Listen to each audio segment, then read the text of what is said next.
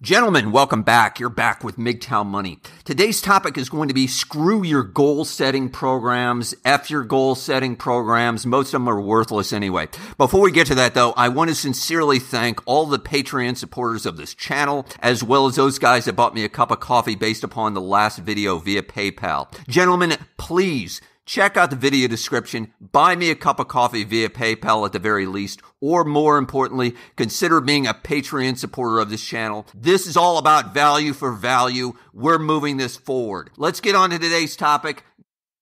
Why your goal-setting program is such a total failure. First, briefly from my experience, I'm a guy for at least the past 30 plus years who's read hundreds of books on goal setting, who's listened to tell you at my age, hours and hours of cassette tapes on goal setting, etc.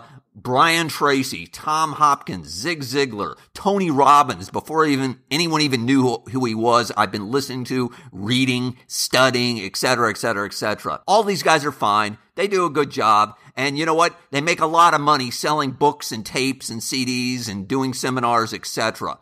However, one of the things that I think that they miss out on, and credit to Scott Adams. Scott Adams is the guy who came up with the Dilbert cartoon of all things. I'm going to include a link to one of his books, not a Dilbert book, but it's sort of a self-help book. And one of the things that he talks about with goal setting, and a link will be in the description to this book. It's specifically, he talks about embracing the process of goal setting. That forget goal setting, focus on the process. And as I've reflected back in my life on the relative achievements that I've had and that I anticipate having in the future, it is all about the process. You've got to embrace that process. Specifically, some of the things that I think will help you move forward in your goals, whether that be a goal to lose weight, make more money, you want to own a Ferrari, you want to have a 5,000 square foot home or a 500 meter square foot home. You want to be a fantastic world-class athlete or guitar player, etc. First of all, start small. Start very, very small. Start with quick wins.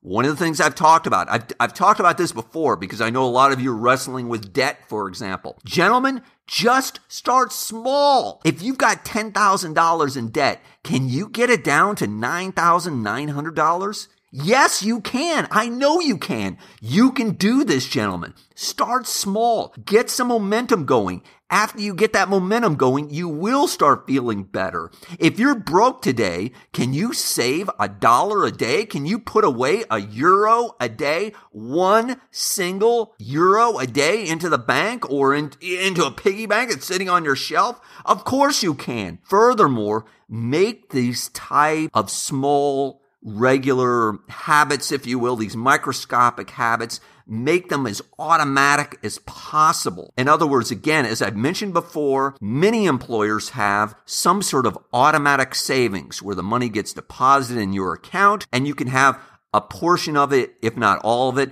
move to another account, into some sort of investment vehicle, etc. If your employer doesn't, I'm sure that your bank has some sort of way of automatically moving a portion of your money, even if it's a very small portion of your money, from account A to account B. And account B, of course, can be your foundation for savings into the future. Number 2, set up, gentlemen, triggers, rules. Set up appointments for yourself to nudge yourself along. Whether you got a goal to, hey, I want to exercise more. All right, well, put your gym bag by the front door the evening before to remind yourself, hey, I need to go exercise.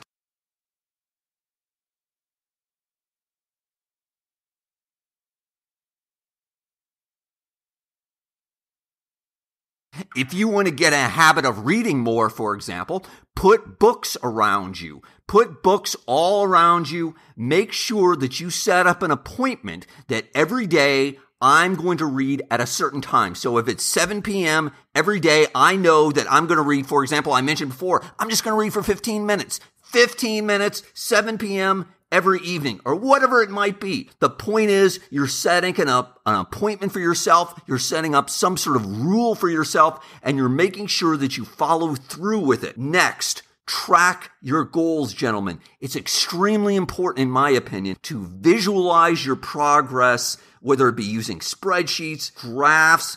For example, if you want to lose weight, have that scale in front of you. Check it on a regular basis as you can visually see yourself losing weight. If you're going to the gym on a regular basis, visually track your increase in strength as you're becoming more and more stronger, and you can see yourself writing it down. You can see obviously the level of weights that you're moving increasing. You can feel better. That provides positive reinforcement, gentlemen. That positive feedback will move you forward. And it especially will move you forward, gentlemen, and you'll feel more proud as you look back 2, 3, 4 months in the past and you say, wow, look at how far I've come. You can easily track anything. And I emphasize that, anything. Fourth, the most important reason why a lot of these goal setting programs are absolutely worthless, they provide little if any value, is that they don't focus enough on why. You need to get a big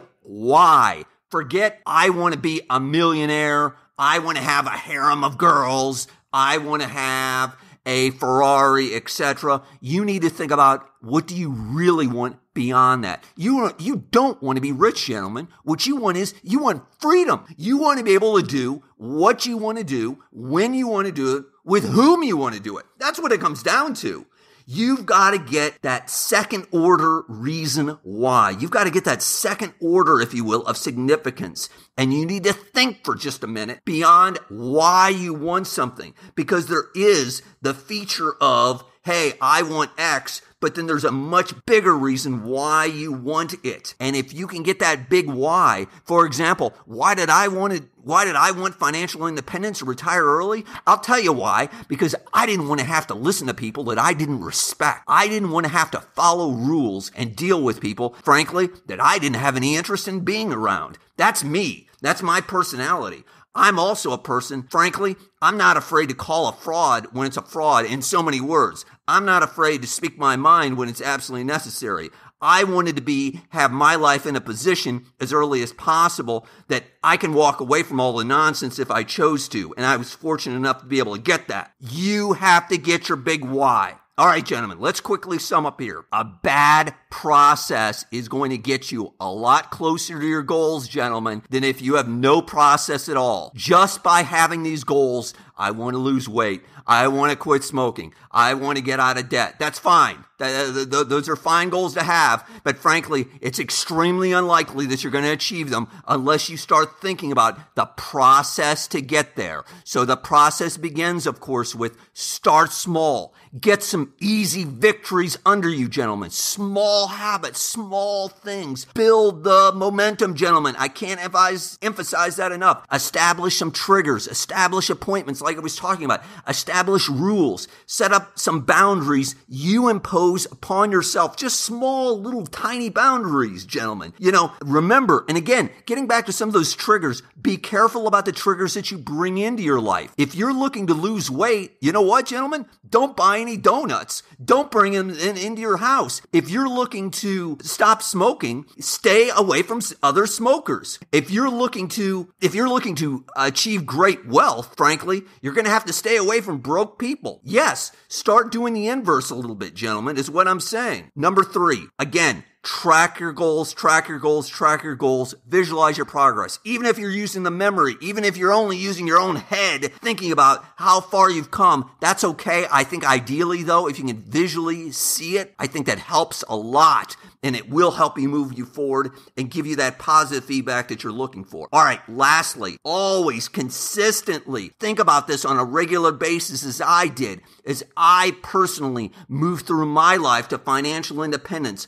I always remembered, and I was consistently thinking about on a very regular basis, my big why. I was way beyond, I want to be a millionaire. I was way beyond, I want a big house. There was something far deeper and far more stronger there for me, and I know that there is for you. And if you dig a little bit into what your goal is, you'll find it, and that will really move you forward. Remind yourself consistently of what you're moving towards. Ideally, even if you can visualize it, if you can put up a picture of it. I know some of the goal setting gets into this, but this actually does work. Visually Picture yourself there where you want to be, gentlemen, in the future, because you can do this. All right, as always, hit the subscribe button if you haven't already. Hit the like button if you found this useful. John Galt, out.